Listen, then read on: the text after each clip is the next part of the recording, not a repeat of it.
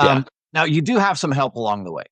And I'm not going to tout my own services, but I want to tout the services of what a real estate agent does because a lot of people don't know. Yeah. I didn't know when I was working as a loan officer for you. I didn't know what a real estate agent did. I thought they were the magic key opener that could get me into houses, and that is Which is true as a it starting is point. true. You got the key, but you also have the Of knowledge. 1 to 100, that might be a two on Yeah. what we actually do. The real value of a real estate agent in this whole process. And in fact, some people would say, hey, with technology, we don't even need a real estate agent. We can get online, we can see the houses. Here's the problem. Okay. The process of buying a home is complicated. There's legal documents, there's legal paperwork. People don't understand where to get the forms. They don't have access to, quite frankly, 95% of the forms. Like Hmm. it provides the very most basic forms, but any complicated issue that arises were created and are copyrighted by realtors.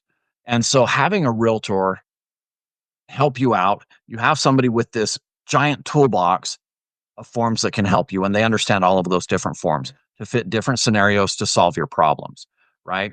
The other thing that you have is you have somebody helping you through this scary process. For example, Yeah. if you in a home, right? That's the easy part. In fact, a lot of real estate agents get into real estate because I love showing homes. That is not the job, right? So they show you the home. You love the home. You want to write an offer, but you don't know what to do. So you Google a form. Maybe you get the right form. Maybe you don't get the right form. Do you fill it Maybe out? get a farm from a different state. Yeah. If you don't fill it out correctly, are you legally liable?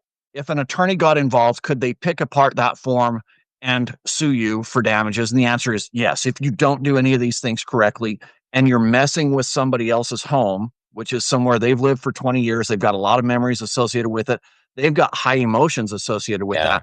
And you screw that up, yeah, that's bad for you, right? So having a good real estate agent that understands all of those things and then helps you through the scary parts. It's not enough to love the home. It's not enough to qualify for the loan. Then I go and I do a home inspection, which, by the way, I don't know that I knew about that the first home that I bought. Hmm. Home inspection. And you get somebody that's willing to crawl in the scary places, up in the attic and in the The crawl space. crawl space. Yeah. Yeah. And test every single outlet and open every window and run every appliance. Very thorough thing, right? But the downside to that is you get a very thorough report of, hey, there's a lot of things that are scary about this Mhm. house. And I haven't had an unrepresented buyer get across the finish line in probably 5 years.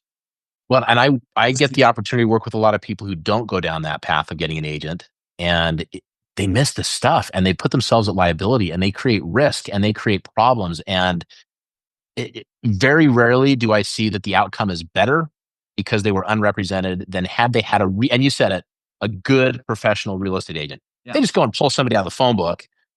Wow, I just dated myself a lot, right? Are there even phone books anymore? I don't They know. they get somebody from Google or Chat GPT tells them call this agent wherever you're going to search. You find a random agent. Here's what really happens: you go to one of the home search websites that shall not be named, and it says call an agent to look at this house. You're not calling the agent who's got that house listed. You're getting the random agent who paid for the ad, and then that person starts showing you houses, and you pick this random agent. You may or may not have gotten a good agent. In fact, the odds are you didn't. The odds are you Yeah. got somebody who wasn't particularly great. You got And somebody willing to so pay for ads. yeah, and so a really Scary. good agent makes my client's life so much easier. A not so good agent, not so great. But a good agent is so worth whatever that is going to require. And it makes life easier, faster, better, simpler, less anxiety, less risk, all the stuff you're saying. I couldn't agree Yeah, more. you're able to clear the hurdles. So now you have somebody that gets this scary inspection report, is able to negotiate their way through it, maybe get a few important repairs done, maybe help you understand that uh, the cracked electrical plate, the little plastic cover that costs 10 cents at Lowe's isn't a big deal. We shouldn't walk away from this house Don't because die of on that this, hill of the right? cracked electrical plate. So we get past some of those scary hurdles. Now we're talking with lenders and appraisers. And again, a good realtor can help with that process, help with appraisers. I get lots of calls from appraisers saying, all right, tell me how you got this value. And we're kind of working together to make sense of everything, not collaborating to give bad numbers like kind of happened in '08 Yeah, you're not when the market colluding. crashed. You're not trying to like take advantage of people. You're just Yeah, making sure that things are none of correctly that. done. Yeah, just professionals working together to make sure that this homeowner can get their dream and the existing homeowner can sell and move on to their new dream. Um, Yeah. And then we're there all the way through the process, right to closing, where there's a big stack of closing pages. It gets bigger and bigger every year. Except for I have noticed with some electronic signing, some of it's going down a little bit. Yeah. But It's all still there. It's just in people's email, yeah, which I hope they're yeah. reading it. I tell people read But it because you're signing it. hundreds But of yeah. pages that can feel very overwhelming. And again, having a good agent, a good lender there to say, all right, here's the important pieces here. These are the ones you need to understand. These are the ones you ask questions on. And the rest is all like saying the same legal thing 400 different ways. Anyways, a good realtor is absolutely essential in this process, Yeah, I agree. and fees are negotiable. So, there's no lock in price or anything with any of them. It's worth talking to somebody. Now, let's Here's a talk question I about get, the Eric. value that good lender brings. Or Let, sorry, let me go ask ahead. you. Let me ask you a question that people ask me all the time. Because they're calling me as a lender, they're maybe getting ready to start looking at a home, and they haven't selected an agent yet. And I always am happy to help connect people to somebody that's great that knows what they're doing. But a lot of the time, people have a friend or a family member or someone that they worked with 5 years ago, or there's some connection there. Mom and dad, you knew this person. What questions would you suggest that a first-time home buyer ask to determine if the person they're talking to is a good realtor? I know what I've told people, but I'm curious what your thoughts are on that. Like, what would you tell a first-time home buyer? You should ask an agent these questions to find out if they know what they're doing. So it sounds bad, right?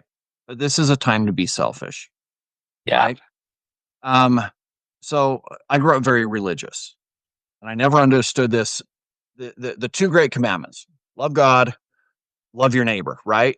But the key thing about loving your neighbor is love your neighbor as yourself. You have to be able to love yourself.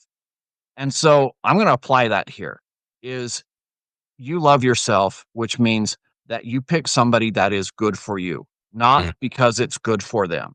So, for example, I hear this a lot. Well, my uncle's got a license, it's inactive, but he reactivates it once every 2 years to help somebody in the family buy a home. That is not good for you. That Yeah. uncle isn't updated on forms. He's not attending trainings. All of these values that I just said a good real estate brings, he doesn't bring. He's got the magic key, maybe. Maybe he doesn't even have that because sometimes I get calls saying, "Hey, I don't have a key. Can you open the home for me?" Oh Right? no. And I'm thinking, "What are you doing?" Like, You don't even have the magic key. You don't even have the 2%. What's going and on? that's the 2% of the job. That's the That's fun not a part. good sign. Um, this is a time to love yourself and say, I need to sit down with somebody. I need to talk to them. I need to make sure they know what they're doing. I need to make sure that I feel comfortable with them, not just giving a friend some, like, I'm going to give them my business because they're my friend. Like, they need to Yeah. do a good job. And if I'm offending some friends out there, then my voice to you as a real estate agent, if you're the friend real estate agent that you're thinking, hey, he's threatening my business, my advice to you is sharpen the saw, Yeah. right? Do a better job. Do a better If job. you're feeling offended because you're saying work with people who do a good job, Yeah, maybe, yeah. maybe. Do a better job. This is I like serious that. business. There's a lot of money on the line. It's people's dreams. It's the American dream. It's the You most deserve to have a great real expensive estate agent. thing people are ever going to do. So So sit down why? and talk to somebody and make sure that you feel confident that this person is looking out for you. I love that They have the answer. knowledge, they have the skills, and they're invested in their business of being a professional real estate agent in order to That's help right. people. I like that. So Thank you. that's what I would say. Thank you. I like that answer a lot. Now, what does a lender bring to the table? So here's the challenge that I run into as a real estate agent. I talk to somebody and they're like, "Yeah, I haven't been pre-qualified yet. I was going to wait." And then they go and they talk to mom and dad, and mom and says, "Yeah, I called John Smith down at XYZ Credit Union." And the minute I hear the word credit union, I'm like, "Oh, those are the worst experiences I've had, hands down, except for maybe one with Rocket Mortgage." But Wow, you're naming the names, man. You're pulling them out. sorry, it was No, decades no, go for ago. it. I'm not Rocket Mortgage. I just throw those guys under the bus all you I want. don't I'm know if happy those about people are even still in business. I'm not picking on anybody, but it was a bad it. experience. Um, anyways, what I would say to them is, hey, mom and dad know somebody. They've worked with this person. They've maybe bought 3 or 4 houses over their 50-year span of buying homes. A real estate agent is dealing with somebody a couple times a month buying Yeah. homes. When we did mortgage lending, we were doing 10 to 15 loans a month. Hmm. Who understands it better? XYZ credit union or a mortgage broker that this is what they do. And Yeah. so I'm trying to tell people, look, mom and dad might not be your best source for this because this person has loyalty to them. because they've bought 4 homes over their lifetime. This lender has loyalty because they do 4 or 5 homes every single month for, well, for my brokerage, I don't know how many, but you Yeah. probably do more than that every month just for my brokerage. So I know that you're going to be very invested. We don't get any kickbacks, by the way, that's illegal, but you're going to be very Thank you. invested and taking great care of my clients because you value business. So tell Well, me what and value a lender brings, a good lender yeah, brings to the that's a table. great question. I think that there's some distinctions that people don't understand between a credit union, a mortgage lender, a mortgage broker. And those terms get used kind of interchangeably. We'll just call them a mortgage lender all the time. But the technicality is this: you're working for a bank or credit union, you work for the bank or credit union. You're not required in Utah to have a license. You're not required to do the testing. You're not required to do the education. They assume the bank and credit union is doing that for you. And they do. They'll educate that person on their programs, on their process. That doesn't mean they understand the mortgage world. They understand that bank or credit union's programs and process. Then you've got a mortgage lender that's maybe a large lending company. Maybe they're a nationwide lender. They're really good at running ads on the Super Bowl, whatever it may be. That entity might be doing a lot of volume, but that's a very volume based deal. In other words, the incentive for the person you're talking to on the phone there is get the deal done now because they're trying to get a lot of volume run through those shops. And they have somewhat limited options because, again, they're lending within their window of solutions. Now you've got a mortgage broker, and this will sound self serving because this is me, but the numbers are this. If you get a loan from a mortgage broker versus those other two parties, you're going to pay a better interest rate. Um, the studies show this consistently, a better rate and lower fees with a mortgage broker than you will with those other two types of lenders. So I would recommend get a quote from a mortgage broker, number one. What a mortgage broker does is if they're doing their job right, they're working with 1 or 2 dozen different banks or lending institutions, some of which only lend through mortgage brokers and have different loan programs and different options and different ways of getting things done. Not every situation is the same. In fact, no situation is the same. There's no one size fits all in my Can world. I, can I share a story really quick Yeah, on go, that? go, please. When I worked for you, as a loan officer, I refinanced a Wells Fargo loan officer's home for her. And I actually did it twice. I charged full fees. I didn't have to discount my fees to make it work. I charged full fees and I did it for less than she could do for herself at Wells Fargo. And Yeah. that just blew my mind. In fact, I did it for her twice. I called her a third time a few years later, and she's like, "Actually, I'm going to do my own this time because we're running an incentive that we get to go on a cruise, and I really want to go on a I cruise." want the cruise. Um, but what you're saying there is having it's almost like a wholesaler versus Yeah, that's it. say retail, right? And so I was on the wholesale side. I could get the money for Get cheaper better than she rates. could give herself on That's the it. retail side. So anyway, sorry That's, to interject there. no, no, that's perfect. And that goes, I've done loans for people who are on the boards of credit unions in Utah or who work in that world for the same reasons, because as a mortgage broker, we oftentimes just have better solutions. And that's not to say anything bad. Those institutions are great. They have their place. I love them. They're awesome. But in this particular case, for a person who's buying a home, very often they're going to get a better deal from a mortgage broker.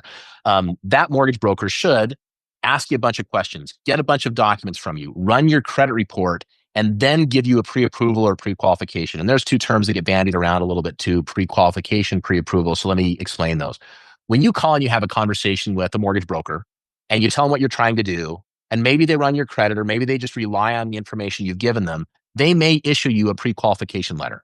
And that pre-qualification letter should basically say, we had a conversation and based on what you told me, I think you could probably get a loan. Some people take that and go out and write offers. Right. Bad idea, because what you don't have is any solidity. You don't really know if you've got a loan. You don't really know what it's going to look like. There's a lot of assumptions and guesswork that go into that. The next step, and what I would recommend and a good mortgage broker should be doing, is as a first time home buyer, you're going to make that application. You're going to share information over the phone. They're going to run your credit. And then you're going to give them a bunch of documents. You're going to give them your pay stubs, your bank statements, your tax returns, your W 2s. There's going to be some stuff that you're going to have to provide. And they're going to send you a link or something so you can upload that securely so your information isn't at risk. You get that to the mortgage broker, then they're going to go in and they're going to review that information. And they're going to make sure that everything lines up with what is needed for your loan to be qualified. Very, very rarely do I find that people understand how an underwriter is going to look at their income or their assets. People think they kind of have an idea of what their income is and what they've got sitting around and where the money is. Underwriters don't see it the same way. Underwriters are going off of a very weird set of guidelines. And I share this all the time. Mortgage lending is not about sense or logic. There's none of it. It's about rules and regulations. And so getting those documents in front of the mortgage broker so they can go through and review it all and then issue a pre-approval, or better yet, a pre-underwritten pre-approval. And what that's going to tell you is your loan is done. You're solid, you're stable. The risk of you closing is gone. You've got everything verified. And now not only are you ready to move forward with confidence, but now we can explain to a seller, this person's done all their due diligence. We're already ready with the loan. And that gives you a lot better shot in getting your offer accepted than if you show up with this generic pre-qualification letter that may or may not be reliable. And so And working that with the right mortgage person is going to make a difference. And that plays so nicely with the real estate agent because that empowers us to negotiate more aggressively on your behalf as a buyer because we're armed with that information. It allows you to proceed with confidence because not only do you know how much you can spend, how much do you qualify for, but you know the exact payment that you would have. Yeah. And usually, if you've gotten that information, we're within dollars of what their exact payment would be. There aren't surprises that happen at the end, right?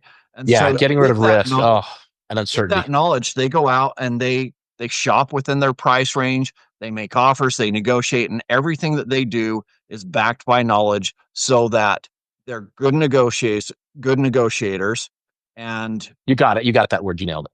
yeah, negotiators. I know. And That's why I keep dipping into the Diet Coke. So I'm like, I gotta keep some fluid going here. um so it makes them good negotiators. It empowers them to make bold decisions of making offers and when to walk away too, right? Yeah. And And you know so what your all of limits those are. And you know things, what the reality is. I yeah, like your all of those analogy of like looking at the bed. I keep interrupting you. all of those things are an important part of the process. And I kind of want to wrap this up here. What would be Yeah. your final word? My final word would be prepared, plan ahead when you can. If you're listening to this and you're thinking, well, I wanted to buy a house 30 or 45 days from now, awesome, start now. If you're thinking, well, I want to buy a house in a year or two from now, awesome, start now. You really can't start too early. That doesn't mean if you didn't start early that you're lost and all is gone.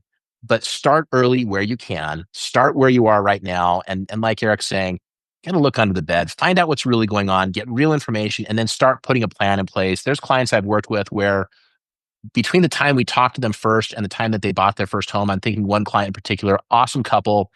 They were both working an hourly rate. The first time I talked to them, they didn't have enough money to qualify for the house they wanted to buy. They didn't have the down payment saved they needed, and their credit was off. So they didn't have any of those three boxes checked. We set up a plan, worked with them for about 14 months, met every 2 or 3 months, checked in, looked at it, helped them get things squared away. And 14 months later, they closed on a house. Had we not done that 14 months later, they'd have been living in mom and dad's basement because they wouldn't have taken the stuff because they didn't know what they needed to do. So start where you are, wherever that may be, and then start putting together a plan for whatever your time frame is. And it's possible. The second thing you said, one takeaway, I'm gonna cheat and take two. The second thing I would say is don't buy the media hype. It is possible for you to buy a home. If you want to buy a home in the state of Utah and you're willing to do a little bit of planning, maybe change the way you spend your money, do the adjustments that you need to do, my feeling and my experience in watching thousands of people do this is it is possible for anyone that is focused, dedicated, and committed to buying a home, to buy a home probably in the next 12 months.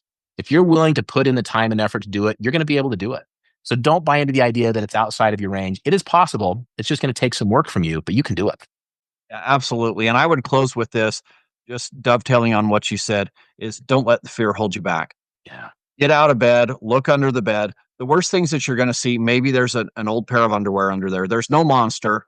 Maybe there's some dirty underwear. Maybe there's a partially eaten candy bar. Maybe Um, you have a collection from, the public library you got to take care of, crazy stuff. None of those things get better by waiting, right? Yep. Get the underwear, get it washed, get the candy bar out before the ants all converge in or the cockroaches or whatever. All of those things are made better by looking under the bed now and taking action today. And you're not alone in doing this. There's great people, there's professionals. So if you need a professional real estate agent, go talk to the one that shared this video. If you need a great mortgage lender, again, you can talk to a mortgage lender. You can look up Alan. Do you want to share your information or do you Sure. want to? Yeah, you can reach out to me. I'll put my phone number here. It's 801-298-5887. Better thing to do. Eric, I'll share a link over where people can just go in and schedule, like book a 15-minute phone call, have a quick conversation about what your goals are, what you're trying to do, and then we can just figure out what those options could look like. But I would also talk to whoever it is that shared this video with you and ask them who would they recommend you speak to. If they've got a great lender that they work with, a good mortgage broker, chat with that person too. But I'm happy to just give information, help people make those decisions. Fantastic. Alan, thank you for your time today. And to the viewers, thank you for watching this. I hope this was beneficial to you and you're able to share this with whoever you think it may benefit as well. Thank you.